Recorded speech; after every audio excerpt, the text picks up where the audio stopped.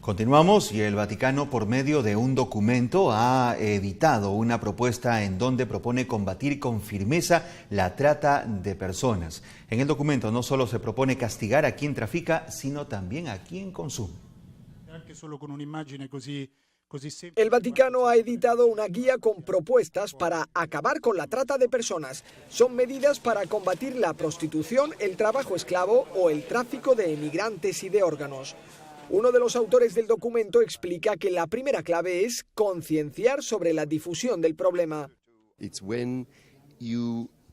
Cuando te das cuenta de que lo que pensabas que era un problema extranjero que ocurría en un país lejano que no puedes entender, está sucediendo cerca de ti ahora mismo, entonces cambias de actitud.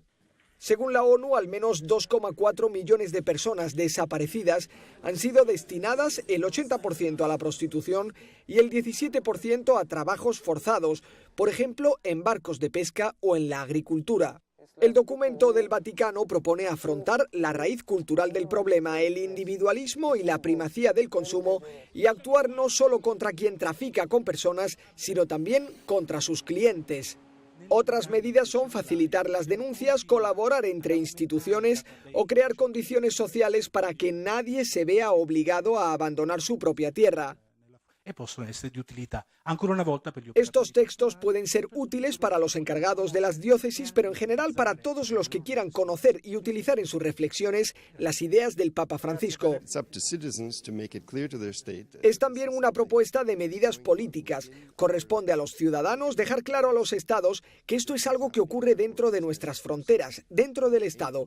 Son cosas que ocurren dentro de nuestras fronteras y el primer responsable de los derechos humanos y de la seguridad de todos dentro del territorio es el Estado. Así que creo que el Estado tendrá también que sacar sus conclusiones. Este departamento del Vaticano ha publicado también una recopilación de las intervenciones del Papa sobre el tráfico de personas. El texto es además una base de datos que está en su web y que puede consultarse en 5 idiomas. Y en su homilía en la misa diaria en Casa Santa Marta, el Papa Francisco ha invitado a los cristianos a adoptar una actitud valiente y activa en la vida y dar el espacio para que el Espíritu Santo actúe. En su homilía de hoy en Casa Santa Marta, el Papa invitó a los cristianos a adoptar una actitud valiente y activa en la vida. Explicó que la única manera de crecer y avanzar es caer y levantarse. Possiamo domandarci, io ho il cuore duro, il cuore chiuso, io lascio crescere il mio cuore, ho paura che cresca, e si cresce sempre con le prove, con le difficoltà, si cresce come cresciamo tutti noi da bambini, impariamo a camminare cadendo, dal gattonare al camminare. La pusilanimità è un atteggiamento brutto in un cristiano, gli manca il coraggio di vivere, si chiude pusilanime. El Papa recomendó a los cristianos ser menos obstinados, porque las personas obstinadas se encierran en sí mismas y no dejan espacio para el Espíritu Santo. Y la Plaza de San Pedro se convirtió en una especie de granja debido a que hoy se ha celebrado la fiesta de San Antonio Abad, conocido como protector de los animales. La Plaza de San Pedro se convirtió en una pequeña granja con vacas, conejos, ovejas, gallinas y hasta hubo un desfile de caballos por el día de San Antonio Abad, patrón de los animales. Ganaderos provenientes de varias regiones de Italia tienen desde hace 12 años la tradición de traer a sus animales al Vaticano para que reciban la bendición. Estoy aquí porque hoy es el día de San Antón, el protector de los animales.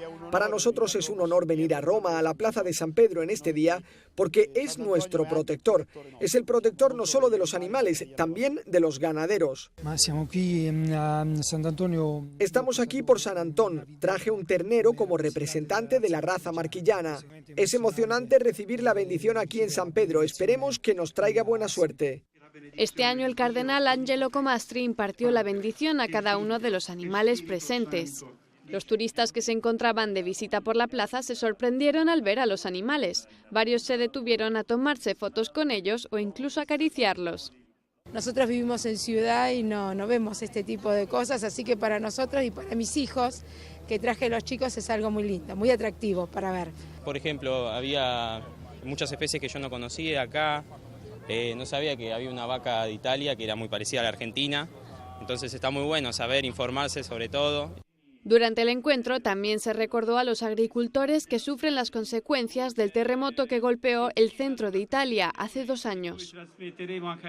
Y la televisión del Vaticano ha preparado un informe donde cuenta el testimonio de Luciana, una joven iraquí que a los 21 años perdió a su novio militar con quien estaba a punto de casarse. Ella cuenta ahora su testimonio de conversión a través del perdón.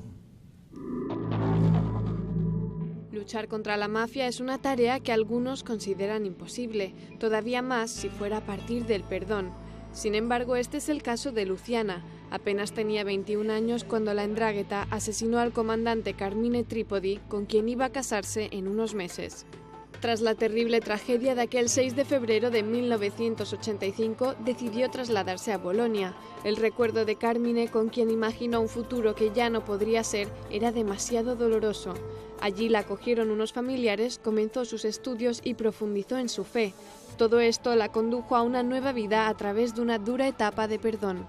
No es que he pregato, ho intrapreso un estudio. No es que solo rezara, comencé mis estudios en ciencias religiosas y luego poco a poco, con la fe y con la ayuda de mis seres queridos y personas cercanas, conseguí no olvidar, sino aliviar ese dolor. El recuerdo está siempre y siempre lo estará. Su memoria estará siempre conmigo, pero ahora lo veo desde otra perspectiva. Dice que Carmine sabía lo que podía pasarle si seguía en su lucha contra el crimen organizado. Era una persona conocida y encarceló a muchos integrantes de la mafia, y esto le costó la vida. Luciana explica que aceptar que no iba a poder ver, abrazar ni hablar con el que iba a ser su futuro marido fue el momento más duro de su vida, y por ello recurrió a Dios. Sono andata avanti lo stesso con la fede. He seguido adelante con la fe, con el perdón que Dios nos enseña a practicar, pero solo el tiempo ayuda a aliviar no solo el recuerdo, sino la rabia que se te queda dentro, la rabia que te consume. Fue y es una historia trágica porque sucedió cuando éramos muy jóvenes. Fue mi juventud y sobre todo la suya la que sacrificó por sus hermanos. Ahora está casada y tiene 3 hijos. Todos ellos conocen a Carmine y está muy presente en sus vidas. En el salón de casa tienen una foto de él como si fuera un familiar más. Lo vivono insieme a me. Lo viven conmigo porque es justo recordarlo y sobre todo recordar sus ideales. Lo ven no como a una persona que fue importante para mí, sino como a una persona que combatió por los ideales del pueblo italiano, por los ideales de los italianos y porque murió por los demás. Un sacrificio que esperamos haya valido la pena para algo. Espero que sí. Han pasado 33 años de aquel día trágico que jamás borrará de su mente, ni de su mirada cada vez que habla de ello. Un largo periodo de tiempo para dominar el don del perdón, pues asegura es la única escapatoria del oscuro túnel del dolor cuando a uno le arrebatan a un ser querido. Ya lo habíamos escuchado hace instantes, el mensaje que hoy el Papa Francisco difunde por medio de su cuenta en Twitter se desprende de la homilía en Casa Santa Marta y dice lo siguiente: vigilemos para no tener un corazón perverso que nos haga pusilánimes, un corazón obstinado que nos lleve a la cerrazón, un corazón esclavo de la seducción que conduce a una vida cristiana de compromiso. Sigan al Papa Francisco en @pontifex_ES. Es todo por hoy, amigos. Gracias por su preferencia. Nos reencontramos, Dios mediante, mañana con más información, pero sigan en JN19.